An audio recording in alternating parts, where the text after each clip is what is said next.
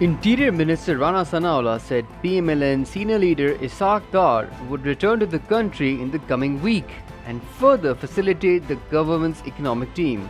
Addressing a press conference in Lahore, Sanaullah said Dar would be able to help Prime Minister Shehbaz Sharif manage the country's economic affairs better. Ji Isaac डार साहब तो इसी week में जो Monday से शुरू होगा उसके अंदर अंदर आ जाएंगे और आके इंशाल्लाह ताला जो हमारी इक़्तिसादी टीम पहले भी बड़ी तनदही से मेहनत से काम कर रही है उसके लिए वो मज़ीद एक जो है वो अपना फैसिलिटेट करेंगे उसको और इक़्तिसादी मामला जो हैं वो ज़रा बेहतर अंदाज से जो है वो उनको करने में वज़ीर-ए-आज़म की जो है वो मदद होगी.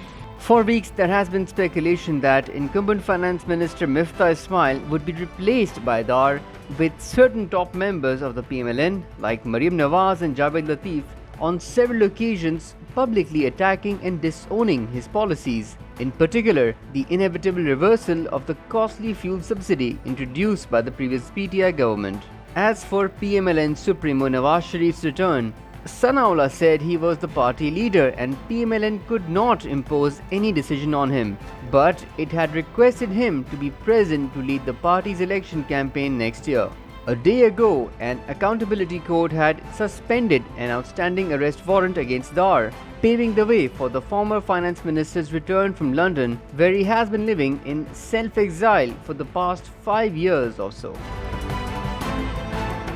PTI chairman Imran Khan said his party MNAs will return to the National Assembly if the government decides to investigate the cipher from Pakistan's ambassador in Washington containing comments regarding the vote of no confidence against him. The cipher, based on then envoy Asad Majid's meeting with US Assistant Secretary of State for Central and South Asia, is at the heart of PTI's allegations that his ouster from office was all part of a foreign conspiracy. On 27th March, the former Prime Minister at a public gathering accused the US of interfering in Pakistan's politics and plotting to oust his regime through a no-trust motion in the National Assembly. As proof, the PM also carried a threat letter saying that a foreign country, referring to the United States, has warned of dire consequences if I remain in power. The price of Pakistan's US dollar-dominated global bonds, Eurobond and Sukuk, slumped while their yields skyrocketed at world markets after Prime Minister Shehbaz Sharif appealed for debt relief from rich nations to cope with the flood-hit economy. The global bond investors interpreted the Prime Minister's appeal as an indicator that the country was going to default on foreign debt repayments. Islamabad is scheduled to repay $1 billion against a maturing sukuk on 5th December 2022. The prices of any country's bonds plunge and their yields, the rate of return, soar while they are facing a financial crisis and vice versa.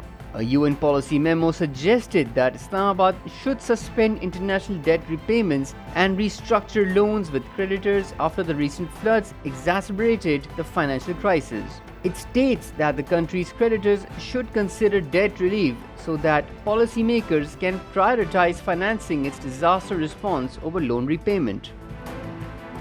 Iran must deal decisively with protests which have swept the country after the death in custody of a woman detained by the Islamic Republic's morality police, President Ibrahim Raisi said, as over 700 people have been arrested so far. According to Iran's state television, 35 people have been killed in the week-long demonstrations, with protests spreading to most of the country's 31 provinces. The president stressed the necessity to distinguish between protests and disturbing public order and security, and called the events a riot, state media reported.